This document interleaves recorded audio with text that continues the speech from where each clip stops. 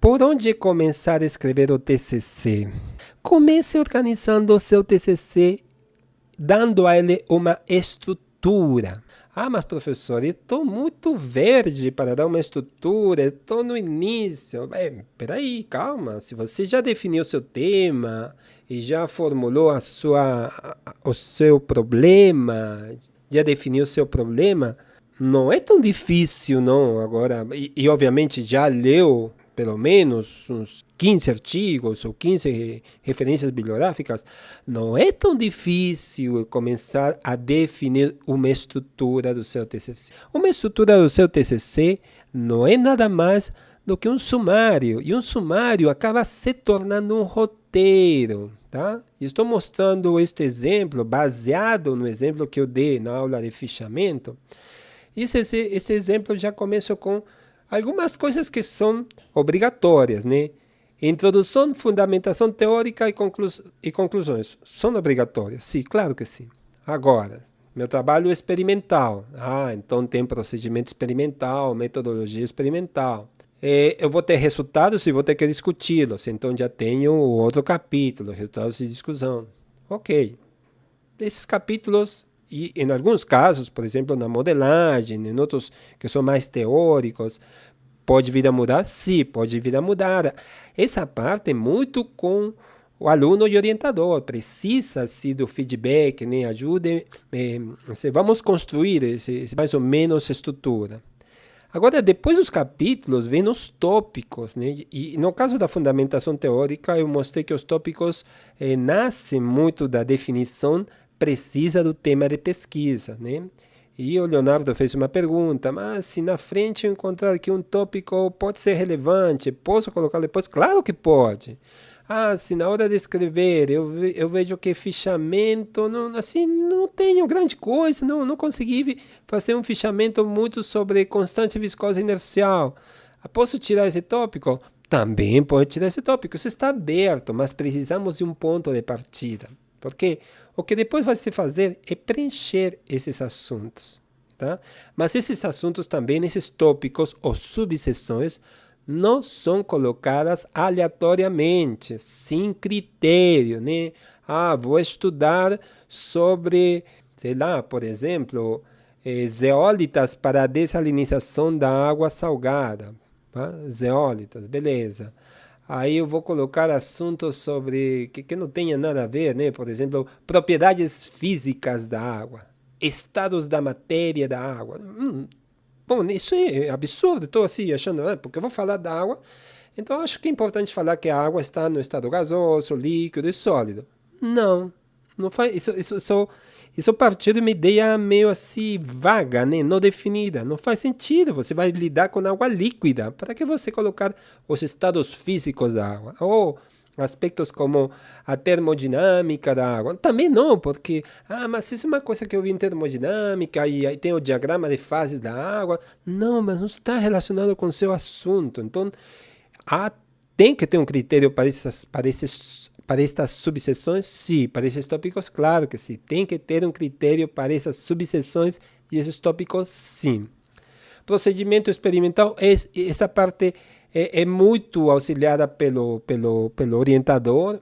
Às vezes o próprio aluno, se encontrar bibliografia sobre TCC, sobre assunto, vai ver que geralmente tem materiais, às vezes montagem do sistema experimental, os próprios testes de escoamento. E os resultados vai depender do que você vai encontrar. Nessa parte geralmente vai mais na frente, né? Se escrever depois, né?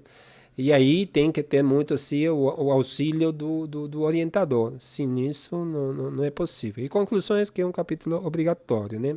Então, se parte dali. Então, a escrita de um TCC deve começar pela elaboração de uma estrutura. Esta pode ser preliminar, mas pode sofrer mudanças. Ela é a espinha dorsal, sem a qual não seria possível começar a escrever um bom TCC. Todo TCC tem uma estrutura razoavelmente rígida, sem muito lugar para onde fugir. E quando digo isso, estou me referindo aos elementos textuais, porque temos os pretextuais, textuais, tá? Ou seja, ao corpo do TCC, ao conteúdo do TCC. Este corpo está formado geralmente por uma introdução, tendo um referencial teórico, que tem vários sinônimos, já mencionei, fundamentação teórica, até marco teórico, etc. Né? Se o TCC for experimental, terá um capítulo de metodologia experimental obrigatório. Depois não poderá fugir do capítulo de resultados e discussão e, finalmente, das conclusões. Tem trabalhos que são de caráter teóricos mesmo, revisões bibliográficas, que são as famosas monografias, ou de modelagem, eles podem ter uma estrutura um pouco diferente, tá? Mas não se foge muito disso. Introdução todo o trabalho TCC tem. Olhando cruamente, é inviável começar a escrever os capítulos logo. Sim. Precisam ser definidas subseções ou tópicos dentro de cada capítulo. Com exceção da introdução e das conclusões, elas não precisam ter subseções ou também chamadas de tópicos. Né? Esses tópicos se formam na definição, tá, mais precisa do seu tema de TCC com a ajuda do seu orientador. Tá? É ali que vem assim aquela parte, faça seu orientador trabalhar, né? Aí você tem que procurar, preciso definir isso, me ajuda ali. Cada capítulo se torna mais fácil de ler quando está bem organizado, ou seja, quando tem coerência na sua organização. Eu já recebi TCCs com aluno colocando o capítulo de procedimento experimental e escrever assim, parágrafo atrás de parágrafo, sem um único tópico.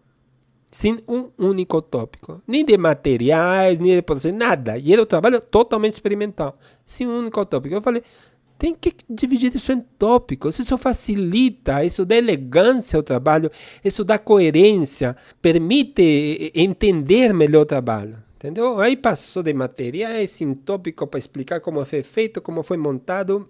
Não, não pode ser assim. Ajuda muito esse negócio dos tópicos, tá? Então, como eu disse, cada capítulo se torna mais fácil de ler quando está bem organizado, ou seja, quando tem coerência na sua organização. Depois, como eu dito anteriormente, as fichas de leitura ajudam muito para começar a escrever, ou seja, para preencher esses tópicos. Entretanto, durante a escrita podem surgir mudanças na estrutura, o que o Leonardo perguntou. Principalmente na ordem dos tópicos, ou na criação de um novo tópico, ou até na eliminação de um tópico. Não esqueça, subdividir o assunto constitui uma estratégia eficiente de redação. Então, esta é a espinha dorsal e assim que começamos a escrever.